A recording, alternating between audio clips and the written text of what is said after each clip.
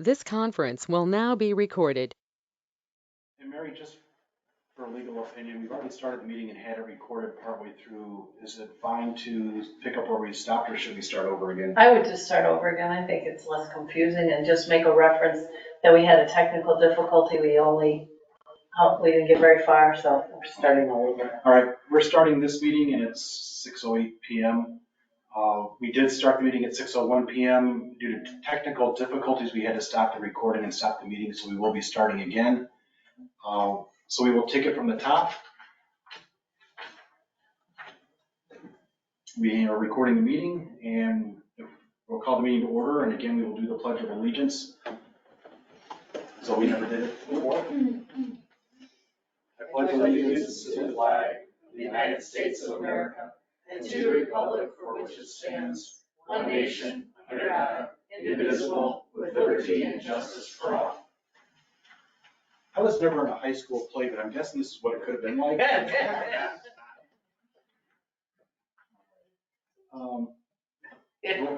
Roll call, please. Mr. Ackerman? Here. Mr. Graham? Here. Mr. LaFever? I do not see that he's come back in, so he's absent at this point. Mr. McKinnon? Here. Mrs. O'Rourke? Here. Mr. Pearson? Here. All right, and again, we are meeting, we're allowed to meet virtually tonight. All of the trustees are currently here except for Trustee LaFever. He may be able to join virtually or in person. But due to the governor's declaration of a disaster, by statute, we are allowed to meet that way. And we do fulfill the requirement that we have the village president or the village attorney present here in the boardroom. We also have provided the link on our agenda so anyone may call in or attend virtually. We also do have some people here present at the village, aside from those that you see at the board. So we will continue with the meeting, and we do have a forum tonight. Any conflict of interest? I'm going to pipe in there. I think I will say I have a conflict of interest because of our storage, owning our storage units for the number 14A. Okay, thank you for disclosing that. It may or may not be a conflict, but thank you for disclosing that. We can determine that when we get to that point. And we do see that Mr. LaFever, Trustee LaFever, did just show up, so he is present at the meeting. And we'll move on to changes to the agenda. And I would ask that we remove item 13B3, which is the Region 1 Planning Land Bank IGA. We did not have an opportunity to discuss that in depth at the community development meeting. Any other changes to the agenda tonight? Hearing none, we could have a motion to approve the agenda as amended. I will make that motion. I will second. All right, we have a motion. We have a second. There's no discussion. We may have a roll call, please. Mr. Ackerman? Yes. Mr. Graham? Yes. Mr. LaFever? Yeah. Mr. McKinnon? Yes. Mrs. O'Rourke? Yes. Mr. Pearson? Yes. All right, that's approved, and we will move on to the consent agenda. We have a motion to approve the consent agenda. So moved by Trustee McKinnon. O'Rourke, second. All right, and we do not have discussion, so if we can move on to roll call. Mr. Graham? Yes. Mr. LaFever? Yes. Mr. McKinnon? Yes. Mrs. O'Rourke? Yes. Mr. Pearson? Yes. Mr. Ackerman? Yes. All right, that's approved. We have the different drafts as part of your packet that you may review. And we will move on to public comment. We did have one participant sign up for public comment, and just want to get to that part.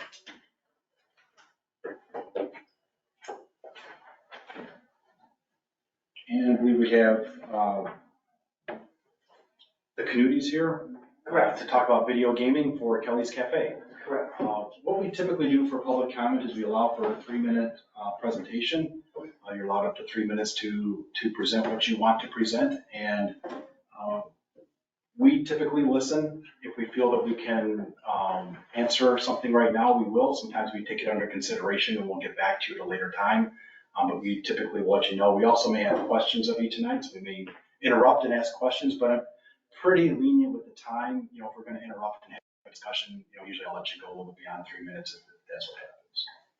Okay, so go ahead and feel free to present to the board. And just so everybody knows, even though you're sitting back there and we have the monitor here, everyone can see you and hear you. So Okay. you will be on the recording. But I just want everyone to know that this is a camera that gets the whole room, so you will be seen. Perfect. All right. My questions for the board today is, we purchased Kelly's back then, and due to the state board, we were not approved in time to be on this month's agenda, unfortunately. So then we would look at, unfortunately, I guess I should add that the state site, once we did get approved, crashed, is not quite currently up. So we are waiting for the state to print out all of our paperwork to finish out your application. We were wondering if it is possible that the board could do a special meeting to approve it before the March's meeting at any way possible. We'd be willing to pay the $1,500, which would be the $250 per machine, obviously for that short period of time, which would only be from whenever the special meeting is until April 30th when they expire, and then again, pay the additional $1,500 for the year coming up, looking at that. If we look at March, we're looking at the end of March, and for 30 days to pay that is almost something a little unfeasible. We're right on that brink of do we or we don't we, but we've tried to really get this to come along, but unfortunately, this state just kind of has prolonged things. We were supposed to be approved back in December, and for no reason really, we weren't until February. So we're trying to get it open and, and get things moving and try and donate some money back to the town here and get things rolling if possible. Thank you for letting us know, and I just want to be clear, you have not submitted your application to the village yet, have you, for video games? No, I do have your application. The only thing that I'm missing, does require that you have the state approval on there, and without their site being up and running at this current moment, we called all day. I believe they have off for Lincoln's birthday today, so we should have it tomorrow or Wednesday at the latest, and then everything will be turned in so that I think it's got to be reviewed by the attorney and then by yourself. As the mayor, and it should be good to go at that point. Typically, just for those on the board and others, typically the attorney and I will review to make sure that all the information is correct.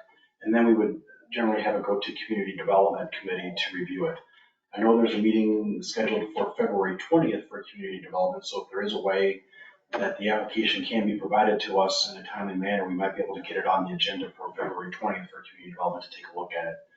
At that point, if it gets to that committee for review and they recommend that the application be approved by the board, then the board could set a special meeting if the members wanted to. So that would be something where I would ask the board members if you would be, if you're so inclined to do that. And, the benefit to the village is, number one, we get a business started a little bit sooner.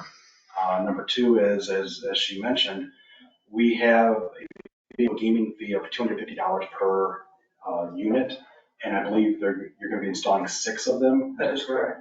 And it's non-prorated, so we would receive $1,500 for video gaming through April 30th of 2023, and then as of May 1st, we would receive another $1,500 for the full year. So the village could receive an additional amount if we were allowed to do it sooner.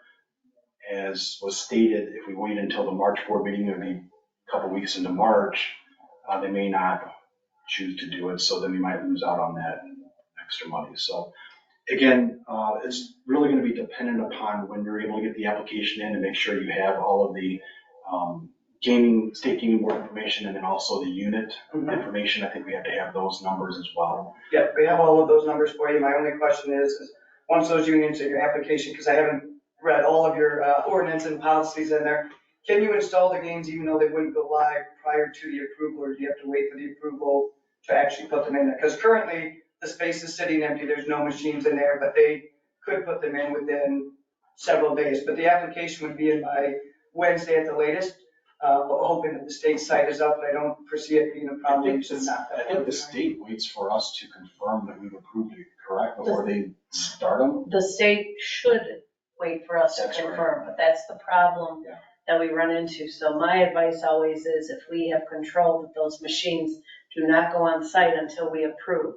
And that's because the state, they have approved, or as you've indicated, Correct. they will sometimes mistakenly let it go live, and and they haven't gotten ours, and then it's like, oops, and then we have to go and backtrack, I think so that happened it did. with a business here, so that's Go why. ahead. Nope, not that, I just figured I would ask. And that's not your fault, that's an issue with the state. Yeah, I just trying to, get everything in a row. I mean, we would still, even with we did a special meeting, still have to put alcohol. There's nothing in the facility yet, just not sure when we can, go through with this and hoping the state approved it in February, which they did. If it passes committee and the board, is it good the next day? I couldn't find I the think ordinance. it's effective immediately upon the passing by the board and signature. I don't know if it's a resolution that I signed, but. Yeah, we do a resolution, we give them a video gaming license. So So yes, the March board meeting would, or a special board special meeting board meeting, right. would And take care of it. typically what would happen is Kelly would prepare the certificate to go along with the resolution so that if the resolution is adopted, then I would sign them both at the same time so that she would have it to give to the business. Okay. So, all right. Anybody else have any questions regarding Kelly's Cafe, Kelly's Gaming? So just follow through with what you need to do and we'll take it from there. Once we get it from you, the application, Attorney Gaziano and I will be diligent at looking at it, and then we will try and get it to the committee as quickly as possible, but that'll tell us where we are, whether we can have a special meeting or not. That's all I ask, is at least a chance to do that. I appreciate it. Okay, yep, you're welcome. Thank you for coming tonight. All right. Thank you. You're welcome. All right, we will move on to committee reports. We have the Public Works Committee. Okay, this could be fun. We will go through this very slowly because there's a lot of items out there and some of them Fair Graham has put together, some of them Attorney Gaziano has put together, and hopefully Sally has all the resolutions. But the first one is the resolution for the farm lease agreement. That is correct.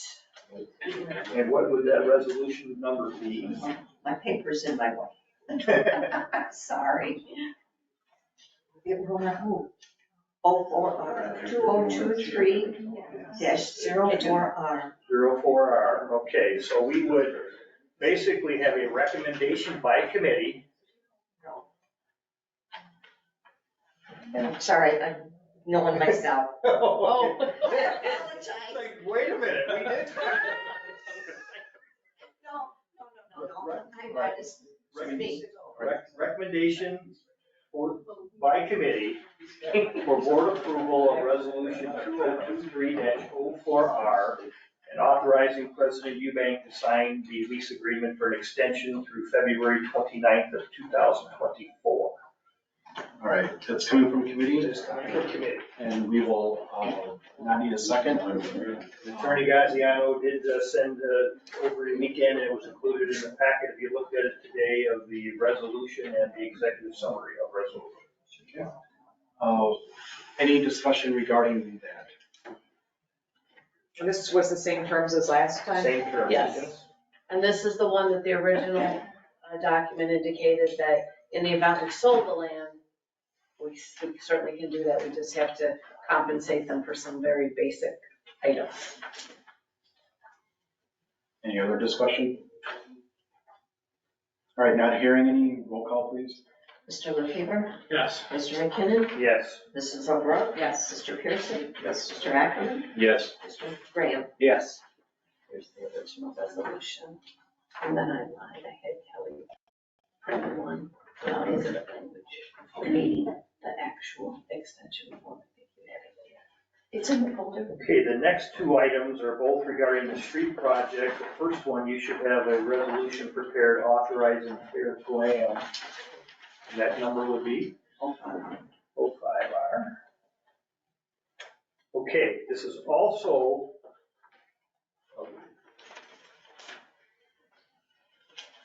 Sorry, I broke with you. So this is also a recommendation by committee for board approval of resolution 2023-05R and authorization for President Eubank to sign the Fair Graham agreement in an amount not to exceed $30,000 for the 2023 street project. Again, it's coming from committee, so we do not need a second. That is correct. Any discussion regarding this motion coming from committee? I think, again, Attorney Gaziano had prepared that resolution, and it was emailed over yesterday, so, as well as the executive summary, so if anybody's got any questions to that, please direct them to Mary. And just so you know, actually, that was prepared by, we had a whole team. That was prepared by Kelly. Not that I won't answer the questions, but, was all- and I reviewed. Stuff was coming from all kinds. Yeah. It was all hands on deck, and Mary was the final reviewer, so. Okay. So we have the executive summary, and we have the motion on the table. Any other discussion?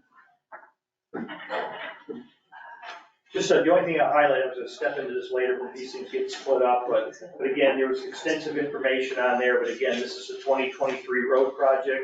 You know, based on the overall anticipated cost, the majority of it will be funded from our street maintenance budget. However, there is gonna be probably some coming from our fuel tax revenue.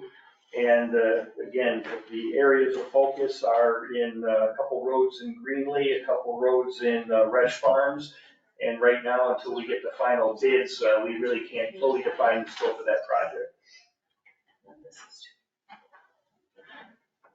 Any other discussion?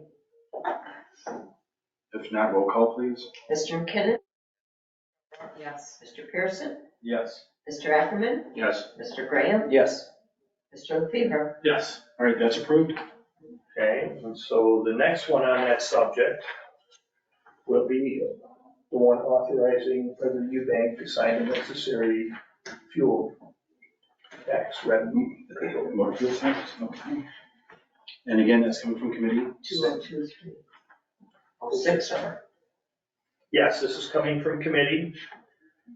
For recommendation by committee for adoption of resolution 2023-06R, authorizing the village president to sign the Illinois Department of Transportation documents related to the use of the motor fuel tax funds for our 2023 road project. All right, and any discussion regarding that? There was a little bit of a change to the one that was in your packet. And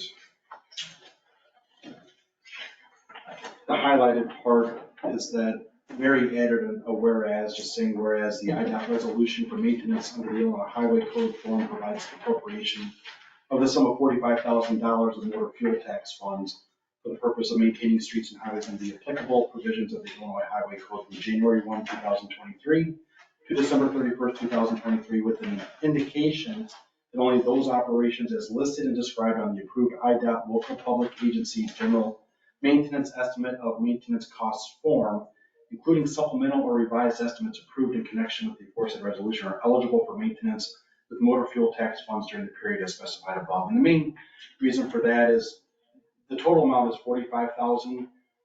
The amount specifically is looking at is $39,850, but that's in case there's any cost overruns. Wouldn't have to come back to the board to get any of that. And we will have more than $45,000 of MFT funds during the year of 2023, so we will have the funds available. But we just want to make sure that was in the resolution as well. Any other discussion regarding the pending motion to adopt this resolution? All right, there's no additional discussion. Roll call, please. Mrs. O'Rourke, Yes. Mr. Pearson, Yes. Mr. Ackerman, Yes. Mr. Graham, Yes. Mr. LaFever, Yes. Mr. McKinnon. Yes. All right, that's approved. Did you get the one I sent over? Yeah. Okay, and Mary didn't have a suggestion on a minor typographical. It's on there. But it's not what I'm doing, it's not, as long as the title's the same. Okay, good. The title will be okay, and then we'll get the. But this is also a resolution, so we're Yes. gonna go to 07R.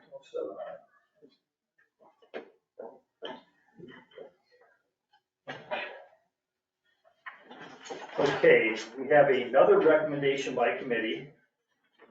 Board approval of resolution 2023-07R, authorizing the purchase of a 2023 John Deere 524 front-end loader and trade-in of the existing 2006 John Deere loader through Westside Tractor for an amount not to exceed $150,000 from account number 51-44-950. And again, that's coming from committee? That is correct. All right, we do not need a second on that, so we will go to discussion. Any discussion regarding? Just, some may not have seen it, because we had to push back our Public Works meeting 1 week due to an illness. There was a lot of scrambling, so I didn't get this written up and, emailed until just before the meeting here. There was a copy of the quotation that was in the meeting packet, but the resolution and the executive summary resolution were not there. And also, up until when I sent that email out, you wouldn't have had the background that was in the discussion of the Public Works. But just kind of summarizing this up, as you can see, we're turning in a 2006 unit. Served us well, but it's starting to get up in years where the maintenance starts to climb on a vehicle of that age. And there is a program that we were able to take advantage of. We're actually purchasing a light new vehicle, or you might look at it as a demo vehicle. And the program is that they'll use these vehicles through the early part of the season for rental, for snow removal and so forth. And then this unit will become available for delivery after the 1st of April. And fortunately, knock on wood, we haven't had a great deal of snow, which will result in a limited number of hours that will be on that unit. But anyways, it's a substantial reduction from what the budget was by being able to take advantage of this program, which is not offered every year. Sounds like a good deal. Any other discussion? All right, hearing none, roll call please. Mr. Pearson? Yes. Mr. Ackerman? Yes. Mr. Graham? Yes. Mr. LaFever? Yes. Mr. McKinnon? Yes. Mrs. O'Rourke? Yes. All right, that's approved. Okay, the next 3 items will be a little bit easier on Sally because we're not really ready to take action on there, but just a couple quick highlights on there. There's been a lot of discussion over the last several months of, damage to the public works buildings and so forth as a result of the hail damage and, the need for another building. Chad has received an estimate, for the pole building up. However, the funds would exceed the amount that were, available through the hail damage, and this particular item is not in our 2023 budget. So we're not prepared to act on it. In an attempt to try to keep the cost down, Public Works was looking at doing some of the work themselves, and it's the electrical and the plumbing, and obviously at different times of the year, they can be very busy, which could extend this out for quite a while. So basically, we've asked a couple of things. One is we've at least bumped this over and asked the Finance Committee to just take a look at it and see how well it would fit in or not fit in with, utilization of those hail funds and possibly some reserves. And probably more importantly, it's probably one of a few different items that's really worthy of a little bit more discussion from a strategic standpoint. If we, only put 75% of the building we need, are we gonna come back and look for another thing? And there's been discussion whether or not to incorporate the police vehicles, and certainly with this building to move some of the bigger equipment in would vacate some existing space for police vehicles. But we believe it'd be appropriate that maybe we have a little bit more of a strategic discussion on the future of our buildings as a whole before we act on this particular item. So at this point, more work to be done, but no action being asked for the board at this time. The next item, which is the renewal of the lease for the BOMAG roller. Again, no action at the the board level. We did rent this vehicle or lease this vehicle for a year. The terms of the lease allow additional renewals. However, there is some discussion about the possibility to change this from an annual lease to the possibility of a lease with the option to purchase. There's more discussions to be taken on this, so we are not prepared to bring it to the board. It's something that we may be bringing shortly. And the last item, which was the RJN proposal for some of the GIS and the lead and copper inventory. Again, still in negotiation. We had hoped that we'd be in a position to bring it to the board, but we are not ready, so no action is required on that item at this time. All right, thank you. Anything for Public Works? Nothing else? I thought we did well for all that stuff. Did we want police to talk about if they were interested in it at all, or were we still waiting entirely for a strategic plan? I think maybe it's probably more appropriate at a committee meeting, and if necessary, I'd be happy to, show up at the police committee meeting, just to try to, And it may be worthwhile to have a committee of the whole meeting. Yeah. Just so we can have all players involved and just have it, discuss the buildings. General consensus of where we want to be 10 years from now. Right. Yeah. For building wise. Village Hall, Police Garage, and Public Works Garage, that type of thing. yeah, there's 3 or 4 different items, again, one of them being that's been bouncing back and forth between the police committee and public works is, the desire for the police to get some cameras throughout the village, which then kicks in the need to get something on the water tower, which then kicks into the fact that the people are really interested in, trying to provide internet service, and is there a better vision of what the village would like to see? So there's 3 or 4 areas like that that I think would require some, full board discussion on. If the committee chairmen, people would like to, maybe, put together an item or 2 that you think would be good for a special board meeting or a COW meeting, committee of the whole meeting, then we can maybe have a specific meeting to go over those 2, 3, or 4 items. And typically those are gonna be things where we would have like possibly 2 or 3 committees that would normally look at something, meet at one time. So if you do that, then we can maybe schedule that sometime the next, couple of months. All right, anything else? Thanks, Mike. We'll go on to community development. All right, so at our community development meeting, number 1 video game application for Bagel Lounge. This is coming from committee that we did approve that. Not a whole lot more to talk about. So just recommending that the video gaming license be awarded to AAAM&V, which is doing business as the Bagel Lounge Wine and Slots. And You gotta have a number, it'll be 08R. 08R, thank you. And again, it's coming from committee, so we do not need a second. If we could have any discussion regarding this. If there's no discussion, roll call please.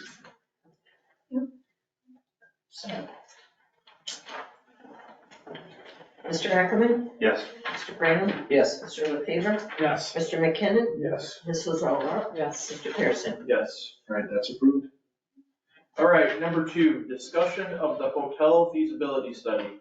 I think this probably took up about 75% of our community development meeting last week. We had Greg Haynes and Julie Brown from Grand State Hotel have quite a bit of discussion on this. Just a little bit of background, Grand State Hotel, they currently have about, 33 hotels, 2 more that are currently being built. And our last feasibility study was 2019, Frank? Was it, or 17? I think 2017. And just to interrupt, Greg Haynes is here from HMI Inc., and he's the one that did the original study, and he is here virtually. So if you do need to ask questions, he is here. And after hearing from Greg and Julie, as a committee, we decided to go forward with updating the hotel feasibility study with the amount of, or in the amount of $8,250. And first off, it may seem like a lot of money, but Frank brought up a really good point during the meeting that we spent thousands of dollars applying for grants that we never even got over the years. And we have interest by developers already looking to build a hotel in this area. And the hotel feasibility study is kind of the next step before we can go forward with that. So, like I said, this is coming from committee, to approve, us to spend the $8,250 to go forward with updating our hotel feasibility Is study. that the resolution? That's a resolution, yeah. And anything else, Frank, that you wanna add in? Just, the reality is, in order for us to even consider having a hotel here, we do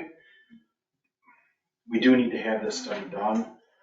It'd be presented to any developer that would be interested in putting a hotel. We do have some land that we acquired since the feasibility study was originally done. There is other locations. There's approximately 23 to 29 acres that's for sale just north of Sullivan's. I talked to a real estate agent that's representing the sellers at the time and mentioned to him that there could be a hotel.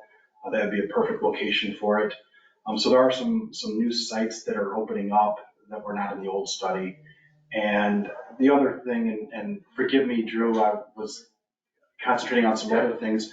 I don't know if you mentioned, but Julie Brown from Grand Stays did state that there's a developer that she works with that may be interested in building here. And there was another developer / contractor that mentioned the idea that Winnebago needs a hotel. And so when you have a hotel chain that has a developer that may be very interested, you don't want to turn that customer away. That's a lot farther than we've ever been before. It doesn't mean that once they get it, they're going to move forward. Once they get it, they're going to look at it. They're going to have to, the last time I think it was about a 50 to 55 room facility was the recommended size. And if that's the same recommended size, they're going to have to take that back to their developers and say, do you think you can make this profitable? And talking to one person, they may say you need a 75 room hotel to make it profitable. Okay, then whoever believes that, they're going to look at this and say no, but there might be one out there that says, yeah, we think it fits our model and we can make it profitable. So that's why I think we need to have this done, is so that, number one, we have all of the information. So if a developer does come to build, we have the knowledge of what the value is. And if we're discussing any type of incentives, we might know what those may have a value of and what incentives we may want to give.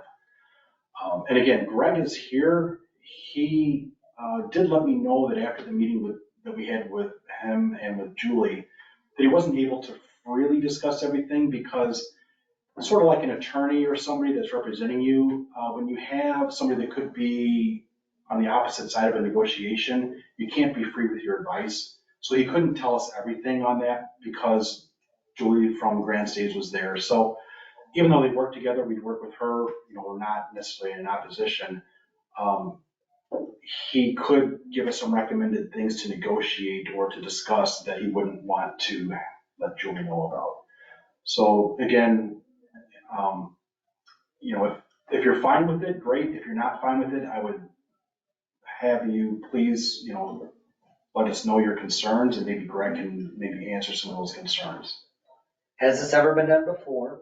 If so, when was the last one, and how often should they be done? Greg, the last time we did this was 2017, and I know it's outdated because we obviously have new information that we need to add to it, but if you could answer Trustee Jeremy Graham's main question of when does it become outdated, how long is it good for, and then, how often would we need to update it?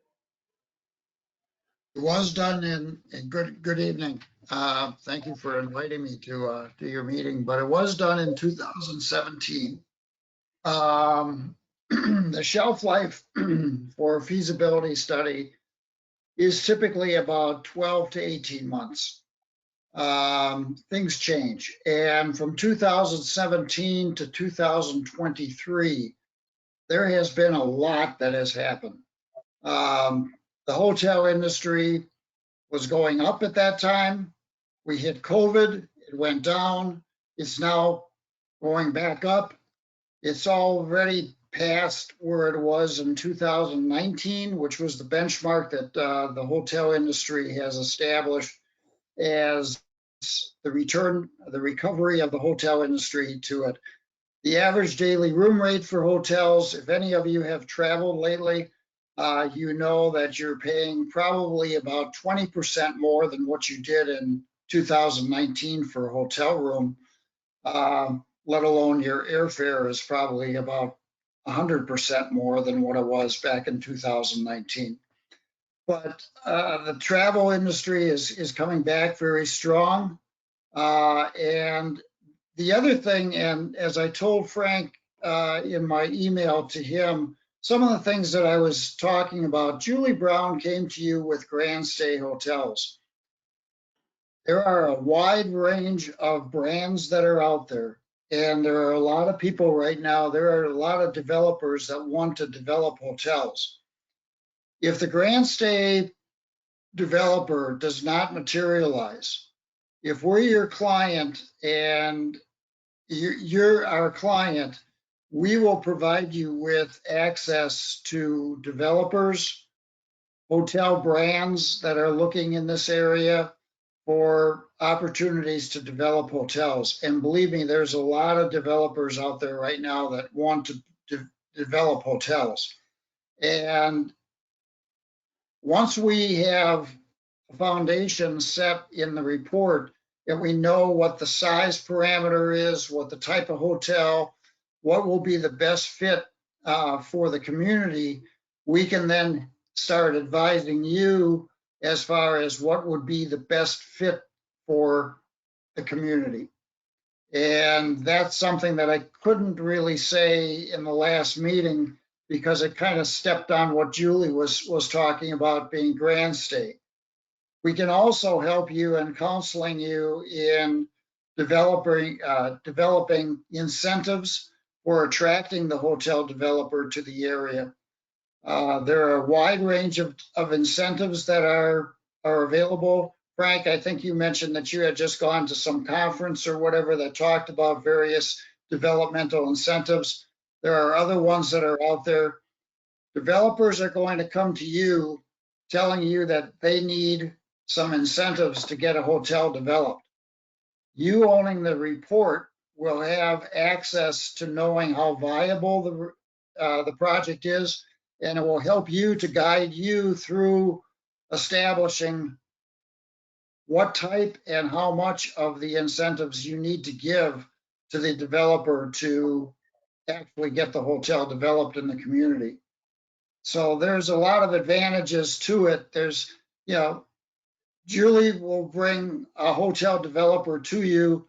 If that developer, Frank, I think you said, if they look at the report and they say, oh, this isn't the type of market that we want to be in, we have access to a lot of different developers and brands that know who is developing in this area that can help you get a hotel into that market. And I'm a firm believer that you want to get the highest and best brand to come into that market to try to compete for the lodging demand that's there.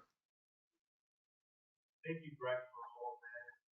The question that I have, so if we go through getting you to mention that you might be able to advise us on different incentives and things like that. Now, will that come at an additional hourly cost or something like that? Is there something, that we pay in addition to get that advice from you? How far does all of our studies will come with about 2 hours of consultation afterwards to review the study, to answer any questions that you have, and that once you get into it further than that, there might be some additional assistance that we could provide, and we can provide that on a prorated hourly basis based upon what your questions are. If a developer comes to you with a package and says, this is what we want, and you show us that package, we can give you some suggestions as far as whether or not it's a viable package for you to consider.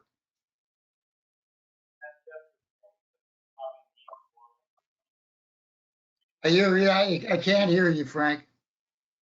I was just gonna say, we would need your expertise, so that would be nice to know that you have that service for us. And we've been doing this for 45 years. We work with a lot of communities. We're doing a lot of community work right now for communities. And that's always a question as far as what do we need to do to get the hotel in there? And, that's something that we're very familiar with. Okay. Any questions from people that are sitting out here? I have one question. Has the situation changed, Greg, since 2017 in the sense that you say that you'd be available to give us information about potential developers? Because if I recall correctly, in 2017, we get the study and then it was our job, totally our job, to go find developers.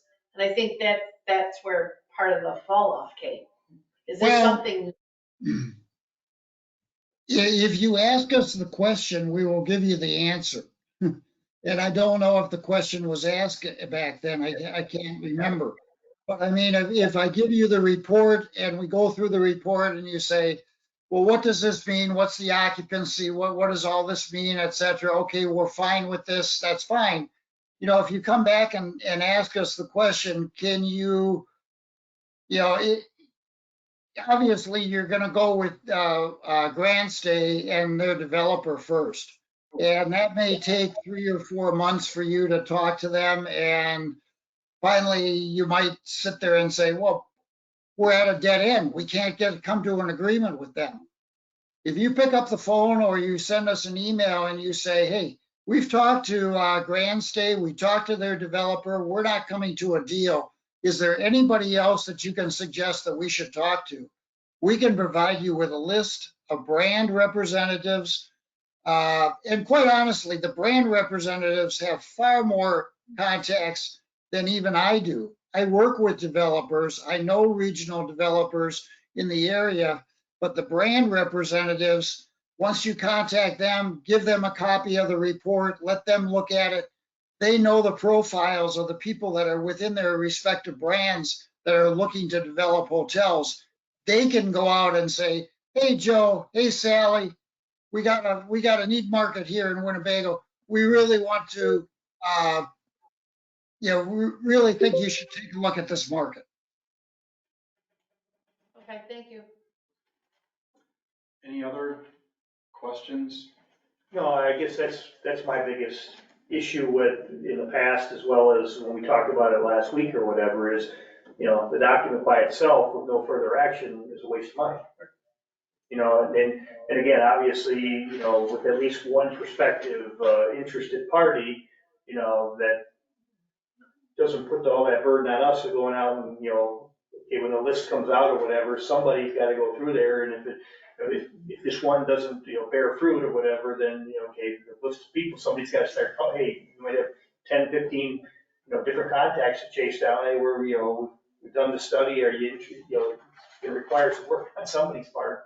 And, again, the fact that at least there's one potentially interested party that, if they truly were interested, where they look like they took the vast majority of the work off of our shoulders, we just don't have the staffing to chase down all that. Hey, Greg, just a quick question. With the shelf life of what, 12 to 16 months, you said, and months of negotiation, is there any reason we wouldn't want to talk to multiple potential developers at once, or does it just not go that way?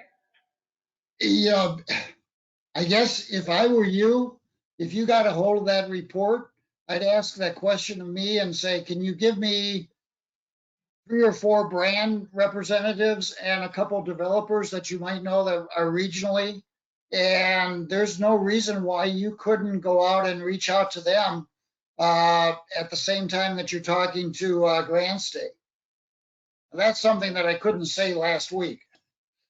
Obviously, with Julie there, she wouldn't exactly appreciate me saying, well, yeah, hey, go out and talk to other developers. You may find a developer that comes in that doesn't want as many incentives as what another developer wants. And it could be a win-win for everybody. They're happy, you're happy. You don't have to give as much to get the hotel. You may not have to give anything. If the study comes back really strong, some developers will say, yeah, let's just go ahead and do it. Okay.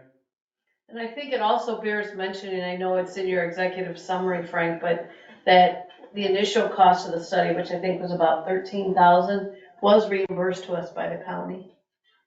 So we didn't actually have to pay It for it. was? Why is that? We were, back when Chairman Christensen, County Board Chairman Christensen, was in charge of the tipping fees from the garbage, there were a lot of fees, millions of dollars, and they would allocate certain ones for economic development. And the village had never, ever asked for a dime from the county. And so we finally asked for the $13,000. Thanks to Frank. And you know, we still haven't received our fair share compared to a lot of other communities our size or even a little bigger. I mean, some of them received a ton of money. So that's how we received it.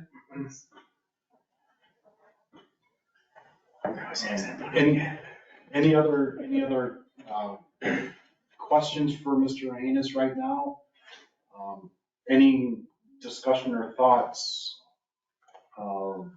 Well, I think Greg would be a great resource for us, and you know the reputation of these guys, the brands as well. I mean, to me, as a resident, you want somebody that's gonna keep the place nice, clean, you know, all of that sort of stuff for our community. So that's gonna be important, as important as the financial incentives to me, I think. But those are the types of things, Greg, you know probably which brands you wouldn't even have us talk to potentially. Well, I mean, you know, in essence, I'll give you a real quick education. There's 4 principal brands that are the strongest brands in the industry. It's Marriott, which don't even think about going after because they're going to ask for you.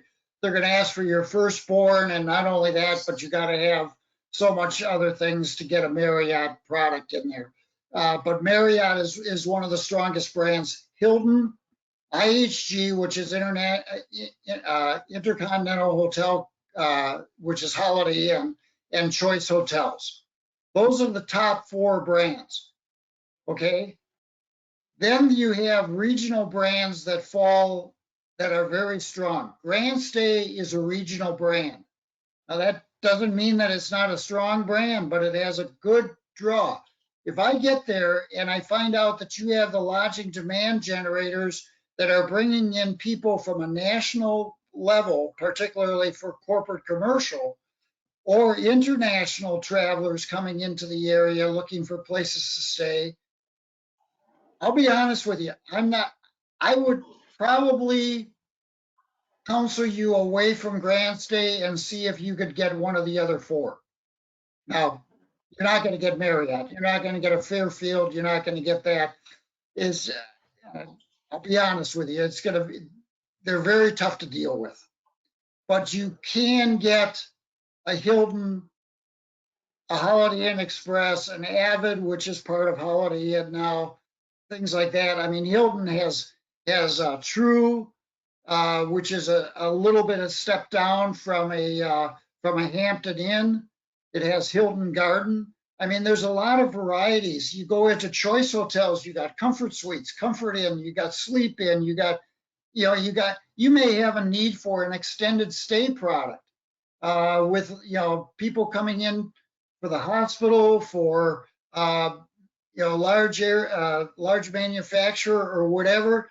And Choice has a Sleep In and a Mainstay combo hotel. I'm working on one in Sullivan, Indiana right now. And you can sell an extended stay room to a transient guest very easily. But if you have people that are coming into the area that are going to be there for a week or 2 weeks, they have a regional medical center there that they bring in traveling doctors and nurses, and they stay for 2 to 3 weeks. They like to have an extended stay hotel to stay in. And, we got to fit the right product into the market, and then counsel you as to what would be the right fit. Thank you. Any other questions and any other discussion regarding the pending motion? And this motion is for resolution 2023-090. Correct. Thank you. We hadn't talked about that. Right. Right, because we didn't get to the motion part yet, right? Yeah, we got a motion Yeah. by Mr. I was Pearson. talking for committee, Yeah. so, oh, got it, And so got we've been it. having Sorry, discussion for it, so. I was too busy writing other notes, okay. All right, any thoughts? If none, if we could have a roll call, please. Mr. Graham, Yes. Mr. LaFever, Yes. Mr. McKinnon, Yes. Mrs. O'Rourke, Mr. Pearson, Yes. Mr. Ackerman. Yes. All right, that's approved. So Mr. Haynes, what we'll do is, Kelly will go ahead and forward this to you as soon as I get it signed, and then we can start from there. All right, you're on mute. Good. Thank you. Look forward to working with you again, and we'll get you a hotel, hopefully.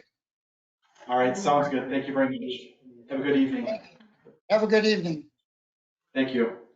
Thanks. All right, number 3, we are putting off, we did not go over that. Number 4, planning and zoning board approval of cash drive plat map. Did we talk about that, Frank? Have we seen it? Yeah, it's not in our minutes. That wasn't in there. It's not in our packet.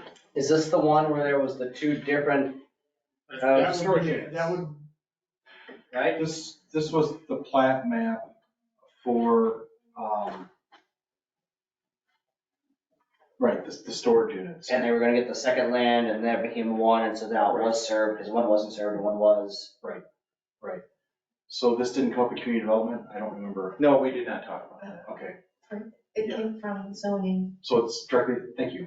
All right, I couldn't remember if we took it, because sometimes zoning will go to community development and then go on to the board, so I didn't know. So thank you, Kelly, for that. That's why it did not come to community development, so. It just came from zoning to the board. And sorry that you didn't get information in the packet. What we're looking at is there's the property that the village acquired from Mantle Development. It's the industrial portion that's approximately 15 acres. And it starts east of the vacant land behind General Dollar. And then it goes all the way over to the western, or the far eastern part is gonna be where the church is on Cash Drive. And it's been platted, Fair Graham went ahead and did the platting for us. We felt it would be better for the village to plat it than to try and get different buyers to plat different portions. And we felt that we had some interest in the larger plat, and they wanted more of a square type of shape. And that would net about 8.5 acres. Plus we have about 4 acres or so that's a detention retention area. It's going to be regional retention area for all of the properties that are there. And then we have one parcel in the plat that's right behind, or right across from where the athletic edge is. That would be about 1.1 to 1.3 acres. And then we have another parcel that's about 1.3 acres over by the church. And again, zoning looked at it and approved it. We had a hearing. Nobody came to the public hearing that I'm aware of. And so we're asking that the village accept the plat map. And because the village did it with our village engineer, it will allow 2 things. One is we have the current contract that the board approved not too long ago to sell the 1 point whatever acres to Joe Cap and to Ryan Winter, who want to develop on that parcel. They already bought the vacant parcel directly behind Dollar General. And what they looked at is their model, and they said that if we can get everything done and approved, get the zoning changed by April 28th, they will move forward with the purchase. But if they can't get it by then they don't want to buy that parcel because it won't make economic sense for them if they can't start already. They will just start with the parcel they have, and they may consider buying it at a later point. The timing would be fine, because if it gets platted now, later on, we're going to be talking about the same thing. about them, and that will allow us to get this zoning portion moving along. So if we don't plat it, we could still sell it, it's just gonna make it a lot harder to sell it. If we do plat it, it makes it a whole lot easier because now we've got the plats that can be used as a legal description. And for any future buyer, if they want to buy the larger one or just a portion of it, we can always redo the plat for that larger portion. So it's not as though we're locked into that larger, basically 12-acre portion. We can have a smaller portion, so. Also, if we don't plat it, we're violating our own ordinances because we say that you are not to sell unplatted land. Right. So we have to set our own example for the owner. When that gets platted, are we putting, is there a right away there for a road? They have put the roadway in there, they have put the utilities in there, they have addressed whatever. So basically finish that. Right, I mean, Corner. right, they have in there where the roadway is gonna go and Okay. where all the utilities need to go. The right of, the easements, I believe, they have already in that plat map. Well, and what's kind of different about this one is we're not usually in the business of owning the land and doing the platting. So we generally get the plat from their developer, and then our village engineer has to go through and tweak it and say, you didn't put this in, and we need this, and we need that. Well, we have the benefit that our own person is doing it so that we would have what we need. But also too, if there's the concern, because it hasn't, they don't have a copy, if it was, approved subject to, in so many days, anybody giving any commentary, once they were given a copy of it, that's another option. So they're looking for what, 3 acres? Is that correct? They're looking for a little over an acre. The portion that we've split out is like 1.1 acres, I believe. So they're I got Winges up right now, so I'm looking at it. So you got Dollar General lot, they're skipping a lot. Right, because they already own that lot. Okay. And then they're gonna buy then a lot to the east of that, that's gonna be about 1.1. So it'll mirror the size of lot that directly across the street that's vacant. So the village owns the vacant lot that is directly east of Athletic Edge. That's about 1.1 something acres. And so what we did is we just went straight across Cash Drive and carved out another 1.1 plus acres for the parcel that we're gonna be selling to those two. So that, I can't remember if that is plat 1, plat 2, but it's one of those. And then the bigger portion is either plat number 1 or parcel number 1 or 2. And then parcel number 3, I believe, is the one that's closest to the church. It's about 1.3 acres. Okay. And again, we have to plat it before we can sell it. We're in the midst of a sale, and so I just think it makes sense that we plat it that way. Again, zoning board took a look at it, extensive look at it, and agreed that looked fine from their perspective. And again, our engineering firm is the one that did it and has, proposed it for us. And Seth explained it to us and did a good job, and he knows that this is what we need to do. Okay. And Jeff is here from Fairgrant. Jeff, I don't know if you're here for this particular discussion. If you are, if you have any insight, great. If not, if you're able to take any questions, if we have any. Sure. Yeah, I talked through this with Seth Gronwald. He's out on vacation, so that's why I'm filling in for him. But just so you know, the lot 1 on the plat is the big chunk of land, and it's set up with easements already in place through the plat. So that way it can be subdivided in the future if you have a development come in, or you can leave it as the big chunk of land that it is to entice one big development. Really, it just gives the village options going forward. Okay. Thank you for that. Any other questions? Still, once this is plotted though, it's depending on what happens with the one transaction you've been discussing though, we're still in a situation where somebody wants to buy something, the burden is gonna be upon them for roads and utilities and all that other stuff that goes with it. Correct. So, and obviously, that's why an undeveloped lot, well plotted, is probably less valuable than if they were developed. Right. The good thing is we're saving any future owner or developer the money to plat it because we're platting it ourselves.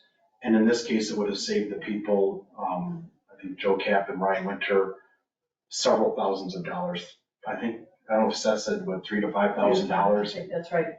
So it saved them money. So it is a value to a future, Purchaser. purchaser, that we can say, look, we've already done this, and so it's a little bit less expensive than you have to look at if it was not platted. And again, it's not like we're doing these people a favor. Our rules say Right. we are to, and that's why part of the reason we sued Mantle is they were selling unplatted land. Now, again, once this is developed and adopted, there's a higher value in there and it may be reflected in the eventual selling price. Correct. And it'll speed along any future development because we do not have to go through this separate process. It's already platted, and, if they want to take it as is, then we can skip that part and move on. I do like Mary's suggestion, though, is since we haven't had the opportunity to see the documents, I would be hesitant to vote on those documents. But obviously, if it's been through the zoning committee, I would be comfortable about taking an action that, we approve it contingent on getting the documents and having 7 days to review them. And, if there's no objection in 7 days, it's considered passed.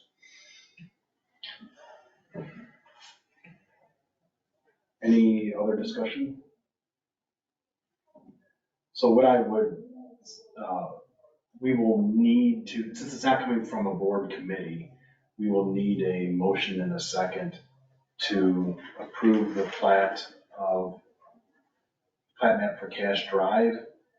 And it can have in there the contingency that once the trustees have received the documentation, that they would have up to 7 days to provide any objection or any concerns. I would make that motion. I will second. And will that be calendar days or business days? I would say calendar days. Okay.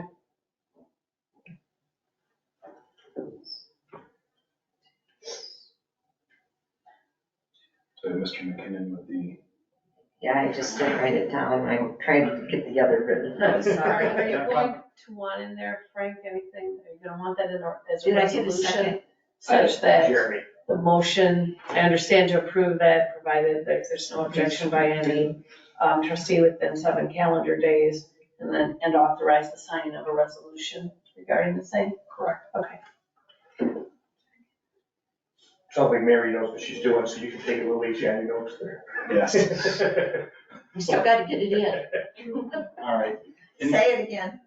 That the motion to approve the final plat for Cash Drive contingent upon the trustees once they receive a copy of the documents, to have 7 calendar days to review and voice any objection. If no objection is received, then the signing of the resolution regarding the same would be approved. So we have a motion, we have a second. Any additional? But we don't have discussion? that resolution, right? No, it's No, not. it'll be after. And then that's what will be signed after 7 days, Do we want to give it a resolution number though now? please. Unless you've already remembered the other ones. No, They're all coming, okay, all right, there aren't any more. Oh, there's only one more possible right. that I know of. We'll give this one 2023-10R. And Mary, the description of that is the plat of Cash Drive, Yes. plat map of Cash Drive. Correct.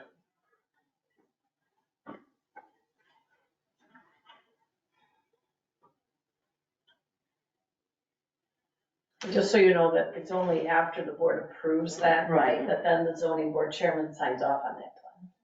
Is this like a record number of resolutions for any one night? I think so. And we're only just over an hour into the meeting, so that may be a record time frame. We didn't have any resolutions in that amount of time. Yeah. All right, okay, roll call, please. Mr. LaFever? Yes. Mr. McKinnon? Yes. Mrs. O'Rourke? Yes. Mr. Pearson? Yes. Mr. Ackerman? Yes. Mr. Graham? Yes. All right, that's approved. Nothing else with community development. Is there anything that anyone has for community development? Okay. Vince, I see that you're on, that you logged in, and I just want to let you know if you're here for the Bagel Lounge video gaming, it's been approved already. And I have signed the resolution and also the certificate. Great. Okay, thank you. I'm just listening. It's kind of interesting listening to the rest of this stuff. I didn't know for that, but we already took care of it. And you can stay on as long as you want. You can exit whenever you want. Thank you. Vince, can Thank you. Yep, okay. Receipt. Thank you. All right, so we'll move on then If it has to to. be in here, somebody's gonna spell it. Yes.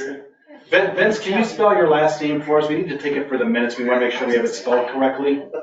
Oh, Kelly has it? I haven't. Oh, You'll put it in. never mind. Kelly has the spelling, so. Thank you. Our clerk just wanted to make sure she had it, so we do have it. All right, we'll move on to Okay. police committee. All right, thank you, Vince. Police committee? All right.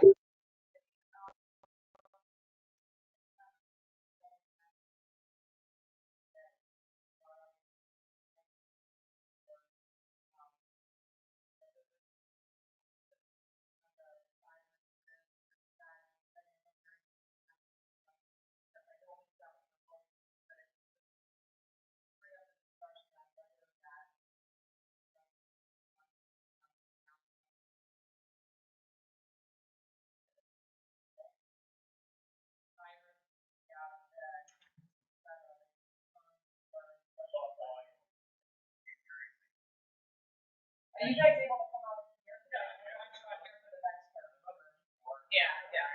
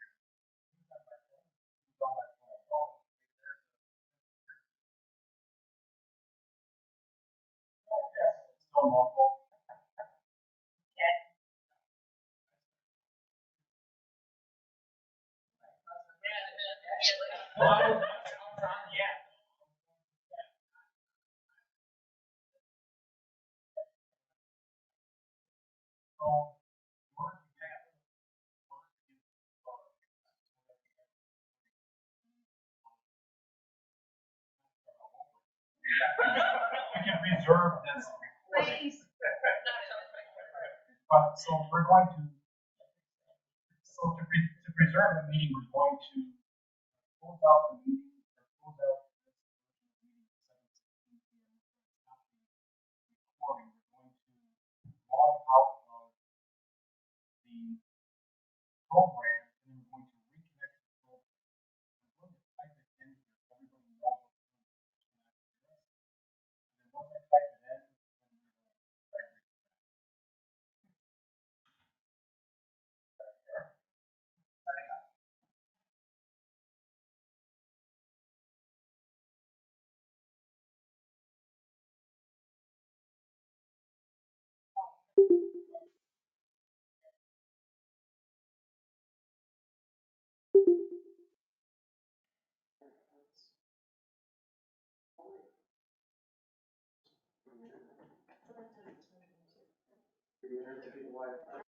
Oh, Sally says when a guest speaks, then the boardroom sounds like there's a hand over the mic.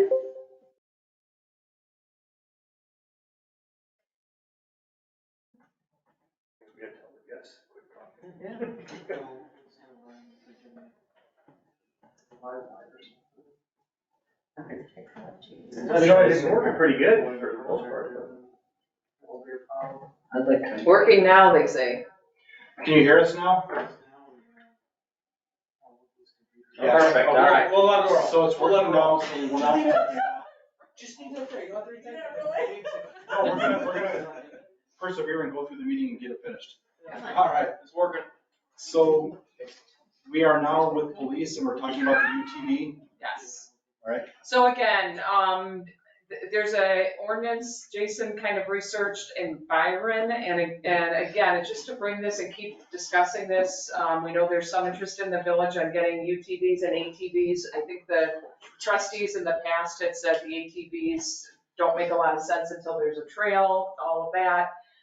So Byron allows just UTVs, and if you've read through this ordinance, there's a lot of restrictions, age-based helmets, flags, lights. I mean, again, if you've gone through it, you've seen some of this, strict fines for non-compliance, permits, all of that. So hopefully you've had a chance to look it over, and we just wanted to bring it to this full board of trustees before we dig further to determine whether or not there's an appetite for exploring just a UTV only policy in the village of Winnebago. I scanned the document, we didn't just every item of, what's the technical difference in the definition of a UTV and an ATV? The UTVs you drive, you sit in, they have seat belts. You sit. And a steering wheel, that's what they told me. Steering wheel. They're more ATV, Oh. you straddle. Okay, as opposed to a four-wheeler up there. That's right. A UTV is a side-by-side, sometimes commonly known as an ATV. You get It's 4 one- seats in those, it could be. They're like a Jeep.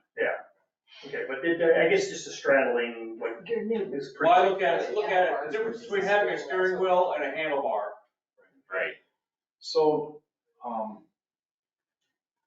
my particular thought is, I've always been against having golf carts. And I know some of the people that signed the petition wanted to have golf carts. This isn't a UTV isn't a golf cart. No. Correct. No. So basically, the golf carts would be exempt. We're talking non-highway You are correct. vehicles. The only non-highway vehicle would be a UTV. So we would not allow non-highway motorbikes. Correct. And we would not allow golf carts. We would not allow there's definitions that Mary had sent to us. You know, there are other vehicles that we would not include. It would just be a UTV, and we would likely define that. But I was able to review the Byron ordinance back when we were doing the forums. And I felt, looking at Pecatonicus, Byron's, and there were a couple more that I looked at, I thought Byron's was the best one, would be the best fit for just having UTV. So, you know, when we had our meeting after the forum, my thought was I wouldn't mind the UTVs in the village. I just don't think we should have any other non-highway vehicles in the village unless we have a trail system and then have limited access for those vehicles to maneuver on the streets to get to where we need to get to. I think this would help us and position us for allowing trails to come here if we show that we already have a UTV ordinance in place. It will allow for people that have UTVs that come here to utilize them. I think they're very similar to vehicles and what they would have. And also, you know, we already allow lawn mowers to go on our roadways. So, you know, we allow that because of specific reasons to go to and from for mowing. A lot of people some people I've heard from use their UTVs for the same thing. They go from one property to the next in the UTV. They want to be able to take care of their lawn maintenance needs. And so I could see the utility use of a UTV and how it can be practical. And I don't necessarily want to restrain people from that and say, okay, sorry, you can't get on your UTV that can go 50 miles per hour, but you gotta get on your lawnmower that can only go 6 miles per hour. I'd rather have a vehicle that can keep up with traffic than one that can't. Which is the argument against golf carts, I think. Exactly, that's 20 why, mile an hour. right, golf carts need to be on a specific path, and we don't have specific paths yet for those types of slower vehicles. But just to be clear, though, we don't allow lawnmowers just to be driving around on the streets. No, They've gotta for be lawn right- maintenance. Yeah, they've gotta be right along the curb, so it's a little different than these other vehicles. Correct, but yeah. But again, I would rather have somebody on a UTV than a lawnmower. If they're gonna do lawn maintenance, if they're gonna be carrying stuff, I'd rather have, because I've seen people on their lawnmowers pulling a cart with stuff in it. Well, if they've got a UTV, they could put it in, I'd rather have them that. So, it's just my thought. Yeah, before police committee, there's a lot more work to be done. Yeah. You know, we've got to figure out all kinds of permitting stickers, you know, inspections. But I would roadways. promote roading into it more. That's what I'm saying. I would think it'd be appropriate as we go through this to have some sort of a language, when it gets to the ATVs, specifically advising that, they're not currently allowed, and at some point in the future, if a trail system does become allowed, then we will evaluate restricted access or something. At least that way there, if there is a trail system coming in Right. there, Sure. people are recognizing that, that door is not totally closed, but it's gonna be pretty limited. I think when they see this, the door is not closed. My thing was, when you say ATV, people are gonna get confused. We gotta quit saying the word ATV. That's right, Say that's why. ATV. They're completely two different animals. So when we keep talking about this, we have to keep saying UTV. Well, We have no interest in an The ATV. only people that know the difference between UTVs and ATVs are the ones that don't know, because I don't know. Correct, but I mean, I just want also to clarify with them, My question anybody is, out there. my question is though, is if at some point in the future, a trail system does come in here, and there's lots of those on there, and they wanted to get limited access to a restaurant or whatever, is it your opinion we would entertain it at that point, or that's your opinion that you still wouldn't want them even at that point? Entertain it at that point, when that happens. We're talking about ATV at this point. Correct. Yes. Okay. Yes, I would just avoid it, and then 5 years from now, if they say, hey, we can do ATVs, you hear the state's gonna push it through in 6 months, okay. We'll be sitting back here at this table having that conversation on ATVs. I guess the only thing I would say is just making sure that there's some awareness or whatever that we wouldn't get exempted from trails in the area if that was a driver. That's good language to put in there, Mike, because we definitely want that ability to be flexible. But I'm 100% in agreement that with no trail system, there's no reason for any of the others. I checked with, just to get everybody up to speed, we looked into the roadways. Elida is our road, the village's road, so we can say whatever on there. It's a 35 mile an hour or less road, which is what is the Illinois code. And we talked about in committee having them turn off at Snyder's there to avoid down there where the light is. That's a bad spot. So the gas station would be road ranger for the machines. And I also looked into Cunningham as a county road within the village limits till you get to the 45 mile an hour to the east. And the same thing to the west, past the apartments there, wherever it changes speed limit. That's county road, but in speaking with Aaron Booker, Duran did this. They passed their ordinance for UTVs, well, they allow the others as well. And then they went back to the county for passage of in the village county road ordinance from the county. And they had no problem passing that. The county didn't. So Aaron told me that's the way to do it.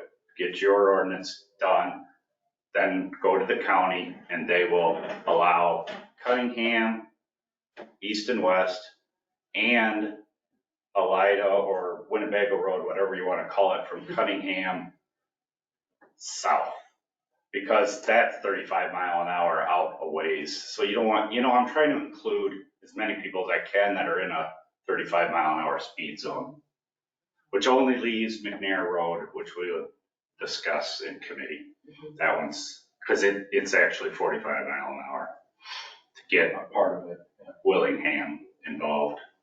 To get all of the village limits involved, there's only McNair Road that would be an issue, is what I'm getting at, because of the speed limit. The McNair from Westfield out east of Falconer. Yeah, that's too What's fast. Falconer, that's 45 too, right? Or is that even?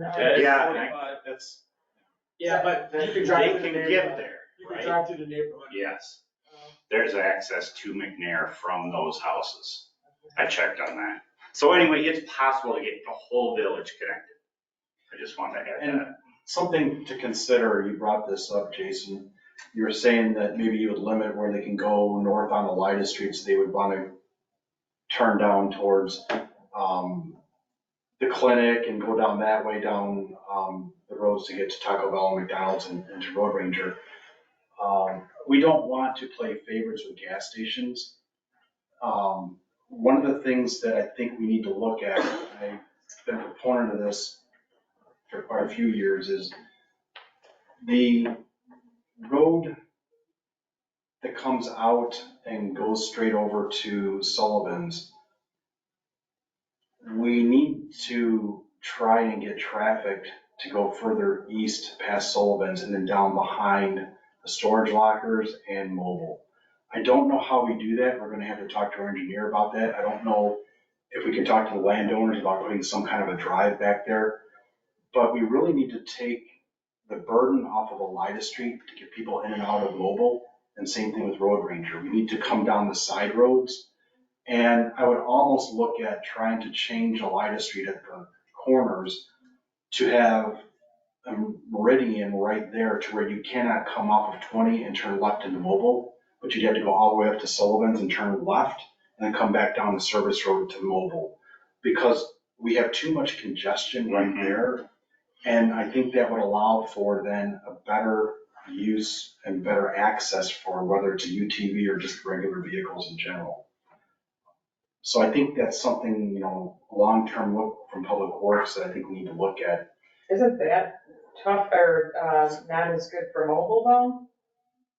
But if we had a roadway, it wouldn't be bad. Right now, it's tough to get into. A lot of people, well, if they're heading west, they won't even attempt to get into mobile from there. If they knew they could go up and come back in the back way.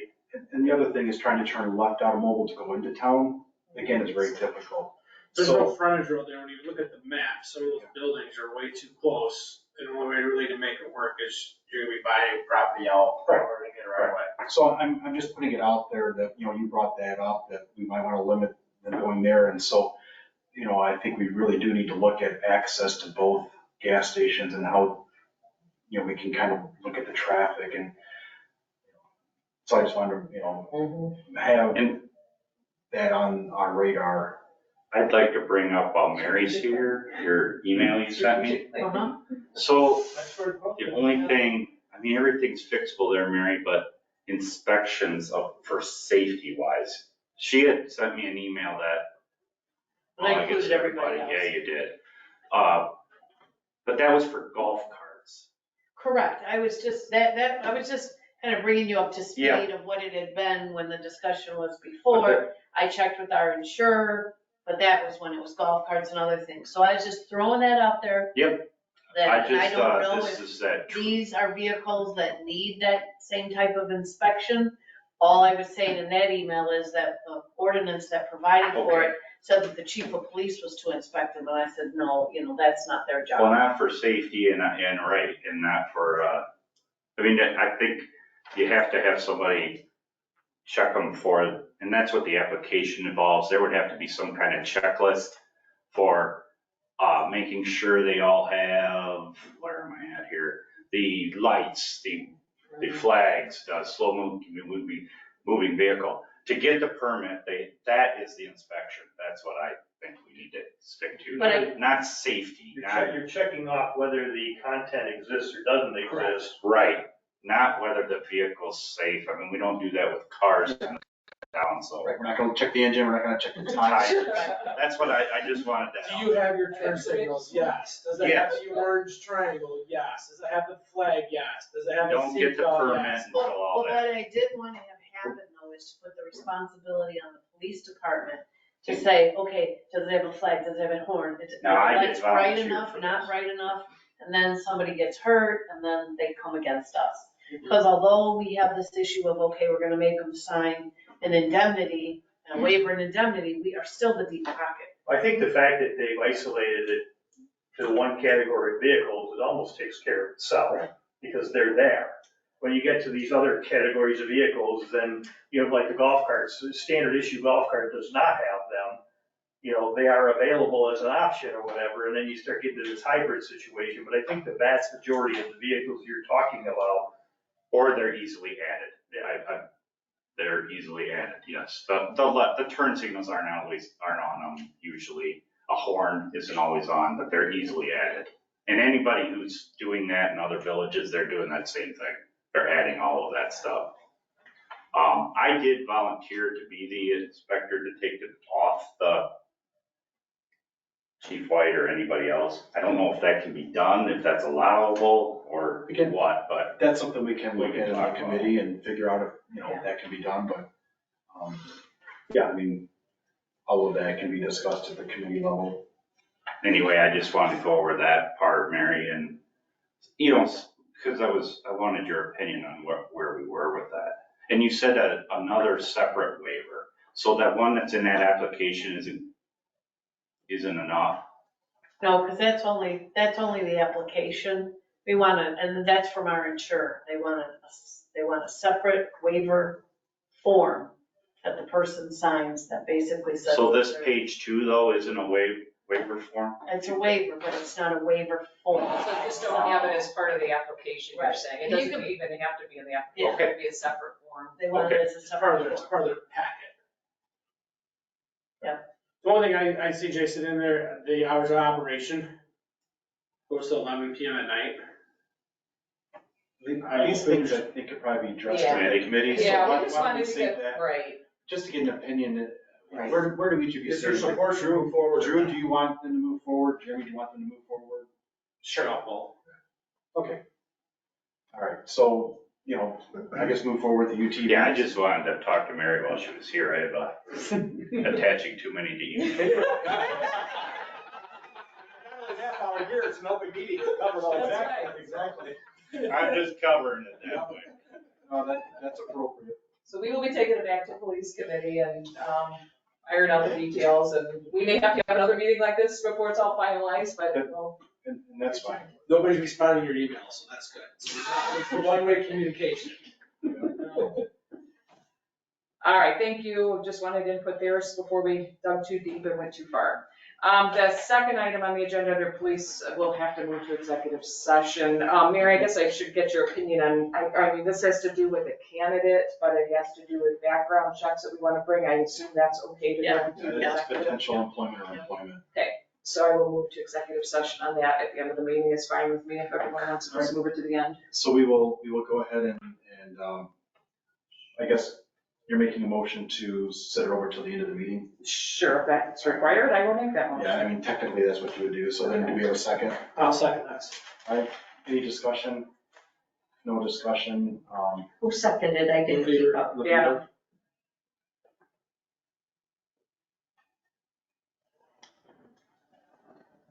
Okay. All right, roll call please. Mr. McKinnon? Yes. Mrs. O'Rourke? Yes. Mr. Pearson? Yes. Mr. Ackerman? Yes. Mr. Graham? Yes. Mr. LaFever? Yes. All right, nothing from finance committee? Correct. Nothing from admin team? We do have a meeting coming up, I believe Thursday.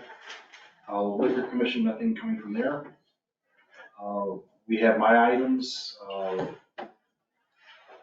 We need the village to discuss and hopefully approve that the village be a co-applicant with Ryan Winter and Jim Cap for the zoning application to change the zoning at 105 Cash Drive to general business for the special use commercial storage units.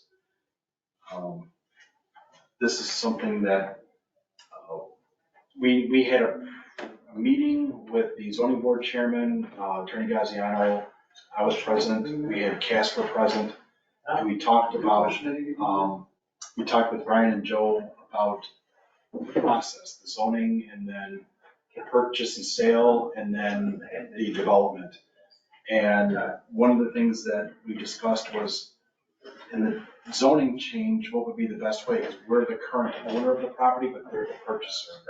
And they really don't want to purchase it unless they can get it zoned, the same zoning as the other property. The other property they bought behind Dollar General is already zoned to general business, so they could go ahead and just apply for a special use for that parcel. But they would like to have both parcels, the one that they're purchasing from us, be zoned general business district and also get a special use for storage units at the same time, which would be more efficient and I think would lend itself to them and them purchasing our property. So we're just asking that you authorize the village to be a co-applicant on the petition. And the reason that's important is because they don't own it, so they don't have standing otherwise to come and say that they want to do this. So it's just, and they do this in the county all the time, that the owner of the property will sign off to say, yeah, I'm in favor of that, and we'd be in favor of it because that will then allow us to sell the property to them.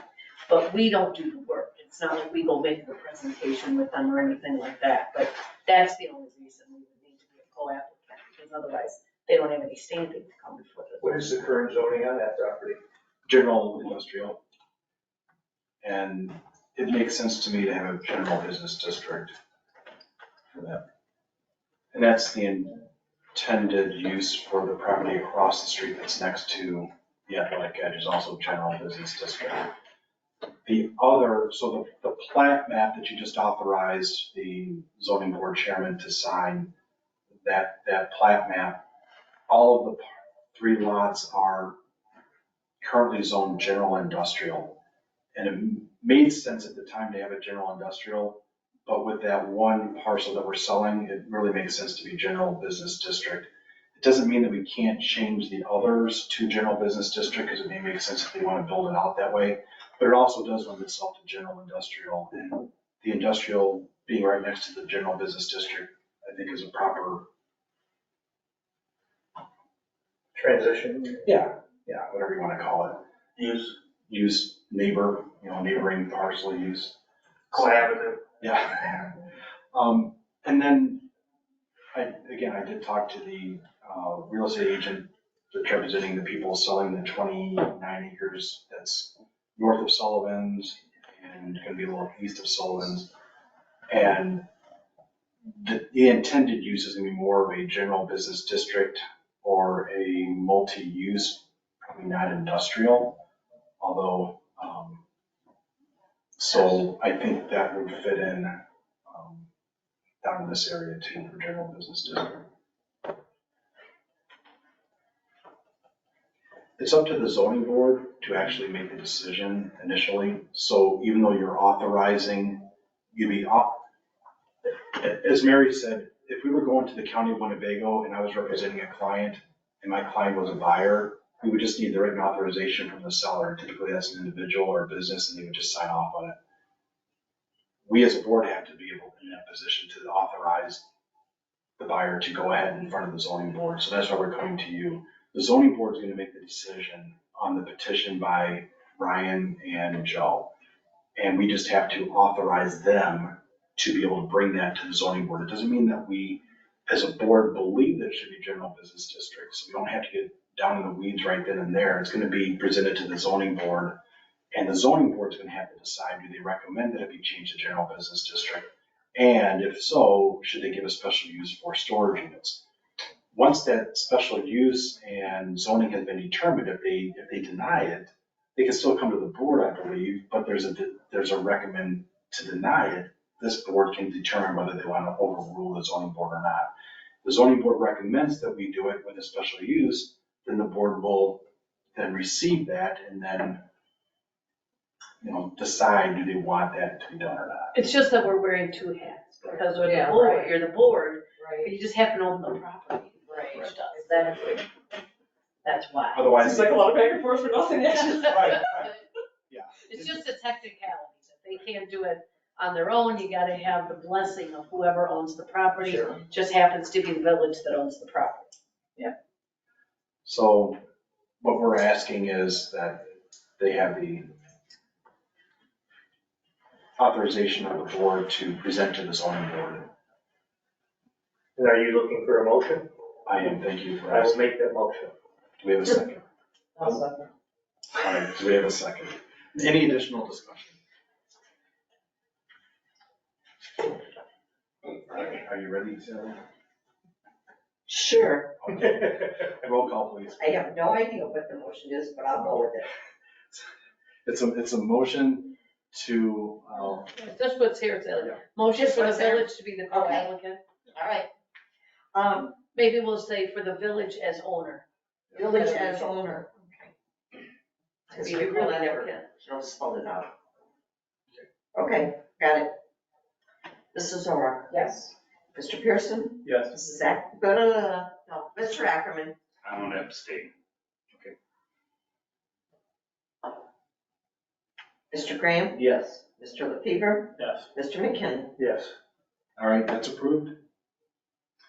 And we have standard meeting dates, and Sally Bennett, I believe, put a note on the calendar, and it says, Frank, please discuss schedule the public hearing for the appropriations ordinance on 3/13. Find out if errant water leading needs to succeed it, etc.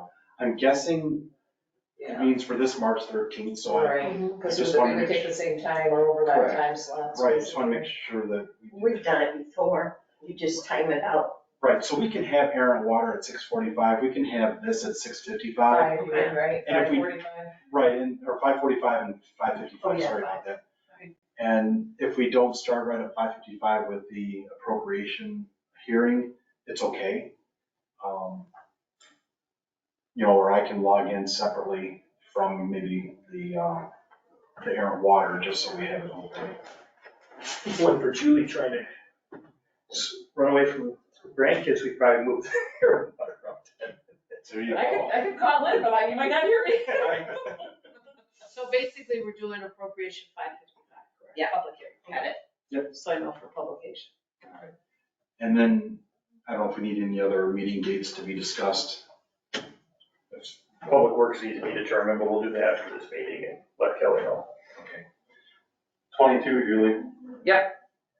Wait, 22? Oh, That's what's on the calendar. yeah. yes, 2/22, got it. Okay, I believe we'll move on to executive, well, Do you want to do you want to do new business? Let's do new business first. Any new business tonight? All right, no new business, we'll I move. make a motion to move into executive Well, wait, session. I have an old business, maybe that's not on the agenda. Old Get back to those people that were here, that, Stacy's. I talked to the Stacy's when they were here. There's some additional follow-up. They just had come just because they were kind of wondering. So I talked to them before the meeting. Okay, thank you, I just saw them come and leave, and I Yeah. just want to make sure we got back to them, thank you. So yes, if we would have a motion to move into executive session for the purpose of discussing employment of a candidate. I will make that motion. I'll second. Can I just clarify, for employment of a potential candidate for the police department, correct? So we have a motion, do we have a second, Mr. Eckerman? Yes. I didn't get it, but I got Yeah, it. that's okay, just wanted to make sure we had it on. I heard it. Okay. All right, and then, if there's no discussion, we need a roll call to go into executive session. Mr. Pearson, Yes. Mr. Ackerman, Yes. Mr. Graham, Yes. Mr. LaFever, Yes. Mr. McKinnon, Yes. Mrs. O'Rourke. Yes. All right, so we're going to, 7:45? we're closing out of regular session at 7:45 PM. We will come back to regular session when we're done with the executive session. We do want to have the chief and also the sergeant in here. Otherwise, we don't need to have the treasurer or the public works director. So we will leave the meeting now. Stop the recording.